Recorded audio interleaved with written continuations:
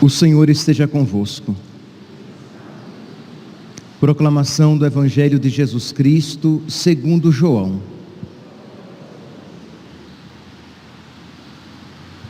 Estava próxima a Páscoa dos judeus e Jesus subiu a Jerusalém. No templo, encontrou os vendedores de bois, ovelhas e pombas e os cambistas que estavam aí sentados. Fez então um chicote de cordas e expulsou todos do templo, junto com as ovelhas e os bois. Espalhou as moedas e derrubou as mesas dos cambistas. E disse aos que vendiam pombas: tirai isto daqui, não façais da casa de meu pai uma casa de comércio. Seus discípulos lembraram-se mais tarde que a Escritura diz: o zelo por tua casa me consumirá. Então os judeus perguntaram a Jesus: que sinal nos mostras para agir assim? Ele respondeu: destruí este templo e em 3 dias o levantarei. Os judeus disseram: 46 anos foram precisos para a construção deste santuário e tu o levantarás em 3 dias? Mas Jesus estava falando do templo do seu corpo. Quando Jesus ressuscitou, os discípulos lembraram-se do que ele tinha dito e acreditaram na Escritura e na palavra dele. Palavra da salvação. Caríssimos irmãos e irmãs, estamos celebrando a festa da dedicação da Basílica de São João do Latrão, que é a Catedral de Roma. Nós às vezes achamos que a Catedral de Roma é a Basílica de São Pedro, né? Porque é mais famosa, mas não. A Catedral do Papa, a Catedral de Roma, é a Basílica de São João do Latrão. Era um prédio que Constantino, por ocasião da paz entre Roma, entre o Império Romano e os cristãos, Constantino doou este prédio no século IV, no início do século IV, aos cristãos. Então, os cristãos de perseguidos agora tinham uma casa do rei, que basílica significa isso, a casa do rei. Então os cristãos receberam aquele prédio e o adaptaram, tornando uma igreja, uma basílica, daí vem o termo, né? Tornando uma basílica dos cristãos, uma casa de oração dos cristãos. E com sucessivas reformas, né, temos hoje a basílica que nós conhecemos. Pois bem, a festa de hoje, ela tem 2 tonalidades. Nós podemos seguir por 2 caminhos. Vocês podem ver que até os próprios textos isto demonstram. Se por um lado nós voltamos os nossos olhos para o prédio físico, para o templo, né, para a igreja, a Basílica de São João do Latrão, e por concomitância para as igrejas, para os prédios físicos oferecidos a Deus, né? A nossa igreja aqui também foi dedicada. Vocês lembram quando o bispo aqui veio e dedicamos o altar e a igreja, ungindo essas cruzes que nós temos aqui nas paredes, ungindo com o óleo do crisma, e também ungimos o altar com este mesmo óleo, dedicando, oferecendo a Deus. Pois bem, então nós percebemos que há essas 2 tônicas. Se por um lado nós vemos Jesus purificando o templo de Jerusalém, que estava sendo profanado pela atitude dos cambistas e dos vendedores de animais, fazendo daquele lugar santo um covil de ladrões, nós vemos aqui, vemos também a antífona do Evangelho de hoje, que diz: esta casa eu escolhi e santifiquei para nela estar meu nome para sempre. Então, a santidade do lugar de Deus, da casa de Deus, como nós devemos tratar com santidade este lugar que deve ser santo. Por outro lado, nós observamos também que faz referência aos nossos corpos, porque nós somos templo de Deus. São Paulo, na primeira leitura de hoje, retirada da carta aos Coríntios, diz: vós sois construção de Deus. E um pouquinho abaixo, no versículo 16, primeira carta de São Paulo aos Coríntios, capítulo 3, versículo 16: acaso não sabeis que sois santuário de Deus e que o Espírito de Deus mora em vós? Então são essas duas realidades: o templo físico de pedra e o templo espiritual que devemos ser nós, templo de Deus. Pois bem, mas embora nós nos refiramos a essas duas realidades, mas é sempre a mesma advertência: devemos tratar com santidade o templo de Deus, seja o templo de pedra, seja o templo de carne que somos nós. Pois bem, diz então a história que quando a igreja recebeu no século IV a Basílica do Latrão, ela reformou como igreja, dedicou aquele lugar a Deus e foi sendo reformada, né? A Basílica foi sendo reformada para que se tornasse cada vez mais adequada para uma igreja. Mas por volta ali do século XIV, quando os papas se mudaram de Roma e foram para Avignon, então os papas não mais moravam lá em Roma, porque lá também morava o Papa, no Latrão. Então, os papas foram morar em Avignon, na França, e a Basílica, como a cidade de Roma, foi entregue às traças. E cresceu mato, os animais entravam na Basílica, faziam as suas necessidades na Basílica, porque ela ficou entregue aos animais.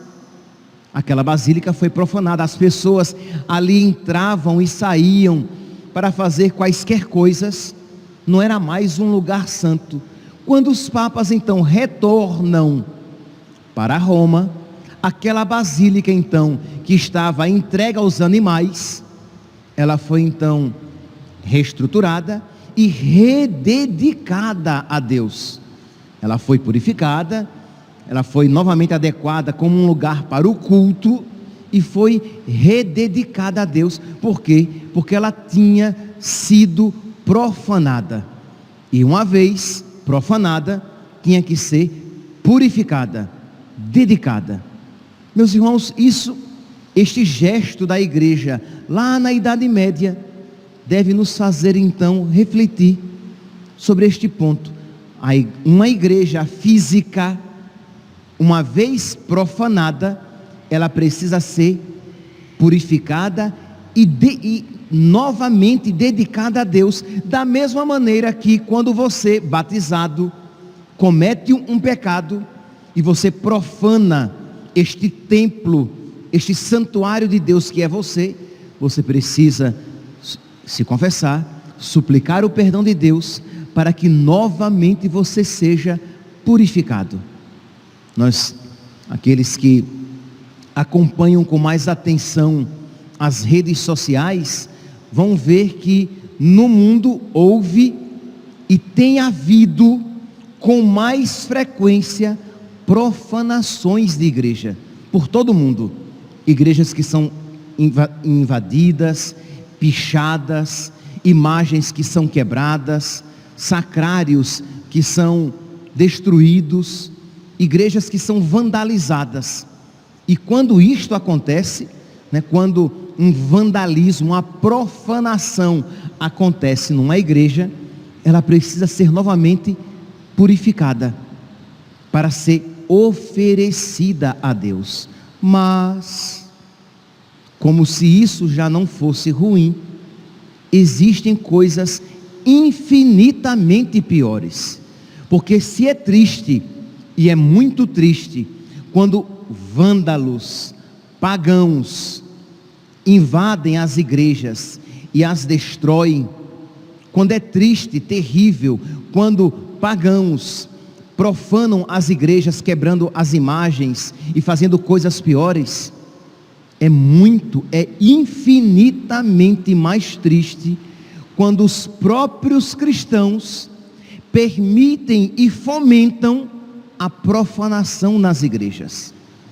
Isso é infinitamente mais triste, porque uma coisa é alguém bater na minha mãe, outra coisa é quando eu mesmo nela bato. Uma coisa triste é se a minha mãe for espancada. Outra coisa infinitamente pior é se eu a espancar ou promover o espancamento. E quando nós vemos, meus santos, igrejas sendo tratadas dessa maneira desrespeitosa, apenas alguns exemplos para que reavive, até mesmo para que a nossa Eucaristia hoje seja em reparação, pedindo a Deus que tenha misericórdia.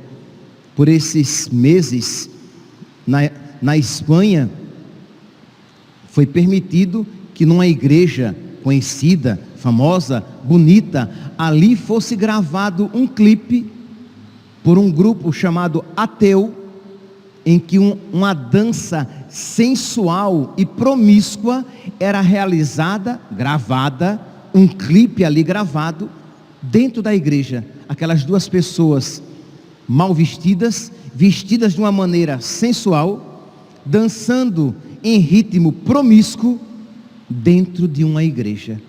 E você para e se pergunta, mas por que permitiram isso? Por que fazer isso dentro de uma igreja? Aquilo que já seria indecente em qualquer bar de esquina, realizado dentro de uma igreja, com a permissão das suas autoridades. Isso é muito triste. Isso é infinitamente mais triste do que uma profanação realizada por pessoas que não têm fé.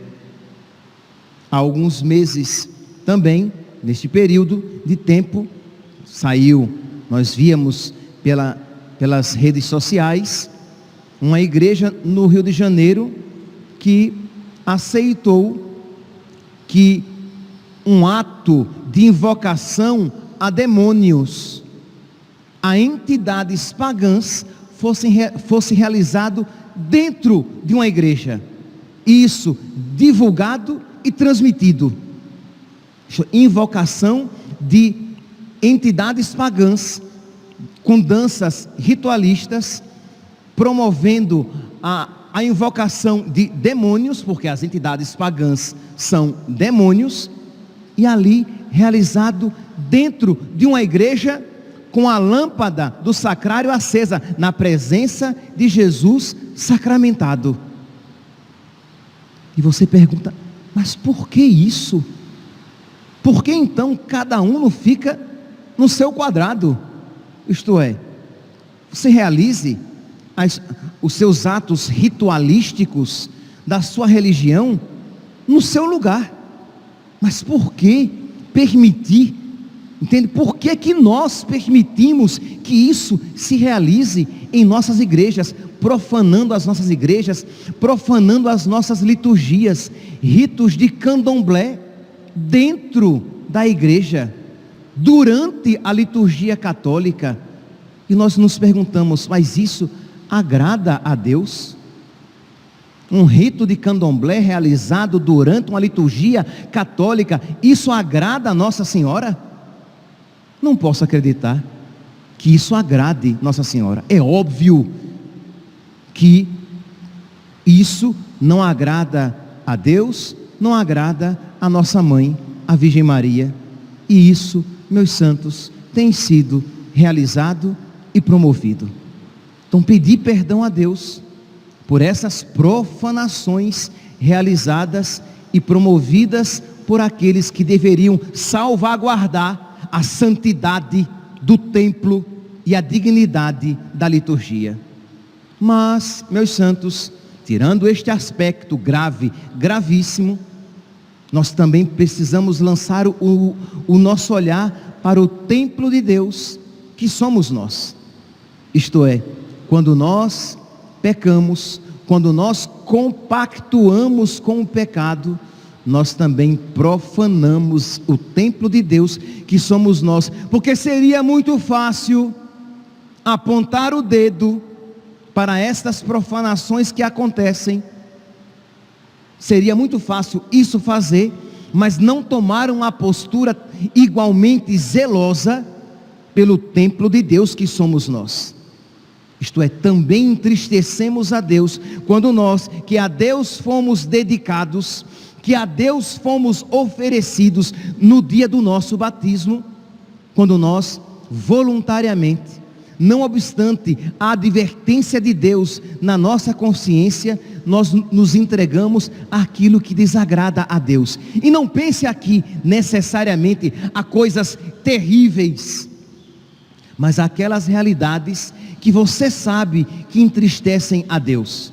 É aquela roupa inadequada que você insiste em vestir, com a qual você profana o santuário de Deus que é você.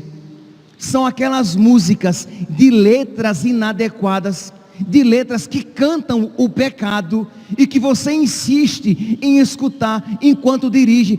Estou só passando o tempo. Eu espero que você não morra enquanto estiver passando o tempo. Mas é só enquanto eu dirijo. Quer dizer então que enquanto você dirige, você não é de Deus? Quer dizer então que enquanto você dirige, você pode ofender a Deus? Quer dizer então que enquanto você dirige, que há um momento na sua vida em que você pode se esquecer de Deus e agradar aos demônios? Acho que não. Então você é templo de Deus, você é santuário de Deus, e você profana este santuário que é de Deus, quando você torna-o membro de uma prostituta. Quando você peca, e seja pecado mortal ou pecado venial, quando você peca, você torna os seus membros templo de uma prostituta, membros de uma prostituta. E principalmente, meus santos, não apenas quando você comete um pecado de uma maneira inadvertida, isto é, quando você se vê, você já cometeu aquele pecado, isso já é triste. Mas eu falo principalmente daquelas realidades que Deus tem falado ao seu coração, e você obstinadamente, você não solta, você não nega. Aquelas séries que você insiste em acompanhar, em assistir, e você sabe que são um alimento venenoso para a sua alma, mas você assiste e você insiste em manter a assinatura daquele canal, daquela TV por assinatura, que no mais das vezes, 90% só faz você perder tempo e desagradar nosso Senhor, ofender nosso Senhor. Padre, mas quer dizer então que eu preciso renunciar àquele canal, aquela TV por assinatura? Meu santo, grande sacrifício, né? Grande sacrifício. Imagina os cristãos de antigamente que renunciavam à vida. Você só vai renunciar uma saia mais curta, uma roupa mais decotada, uma TV por assinatura, e a sua vida continua. E para você isso é pesado? Não, meu santinho, é porque o seu coração é raso. Isto é, há pouco amor no seu coração, e não por culpa de Deus, por culpa sua. Então, pedir a nosso Senhor esta graça de que eu não quero entristecer a Deus profanando o santuário de Deus. Eu não quero acolher mal Deus no meu coração, porque nós não é claro, é óbvio que quando você, por exemplo, recebe a Sagrada Eucaristia em pecado mortal, é a profanação por excelência. É claro, é óbvio que você não deve receber Jesus na Eucaristia se você não estiver em estado de graça. Mas é verdade também que você acolhe Jesus com certa indiferença, quando, não obstante, não esteja em pecado mortal, você traz vários apegos na sua alma, várias realidades que Nosso Senhor já pediu que você renunciasse, e você não renuncia, e entra na fila da comunhão, como se você estivesse em estado tranquilo, de tranquila santidade. Então, meus irmãos, hoje nós somos chamados não apenas a reparar as ofensas feitas a Deus nas profanações dos templos de Deus, mas somos chamados também a pedir perdão a Deus pelas ofensas que nós lhe fizemos quando o acolhemos na nossa alma, pelas vezes que nós comungamos com certa indiferença, pelas vezes que nós comungamos e não fazemos ação de graça, pelas vezes que nós comungamos e até mesmo atrapalhamos as pessoas, quer dizer, não fazemos ação de graça e atrapalhamos as outras pessoas que querem fazer. Isso aqui é bom porque eu sei que essas homilias, elas são gravadas e se espalham pelo Brasil. Pois bem, para que nós católicos tenhamos este zelo do silêncio, isto é, terminou a missa e você, por algum motivo, você tem que ir embora, vá. Se você infelizmente não conseguirá fazer ação de graças, vá, mas saia em silêncio da igreja. Não saia batendo os pés, nem já conversando com a pessoa do lado.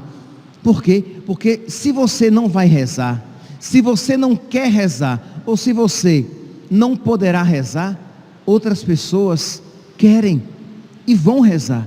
Então, silêncio, para que eu não atrapalhe a oração do meu irmão, porque o lugar em que eu estou é santo, e aquele meu irmão é templo do Espírito Santo. Percebe, meus santos, o quanto se nós quisermos viver bem, por exemplo, esta realidade do lugar santo e do santuário de Deus que eu sou, o quanto isso promove a nossa santidade. Eu entro na igreja com aquela reverência, porque eu estou entrando na casa do Rei. Eu me ajoelho diante do Santíssimo Sacramento, porque eu estou me ajoelhando diante do meu Rei, do Rei dos Reis.